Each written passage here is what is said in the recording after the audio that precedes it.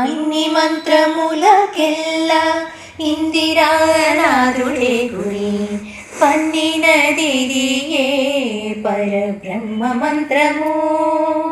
అన్ని మంత్రములకెల్లా ఇందిరానాథుడే గురి పన్నినదిదియే పరబ్రహ్మ మంత్రము.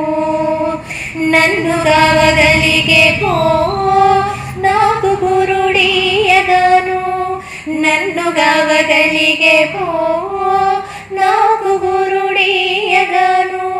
వెన్నెల వంటిది శ్రీ వెంకటేశు మంత్రము, వెన్నెల వంటిది శ్రీ వెంకటేశు మంత్రము.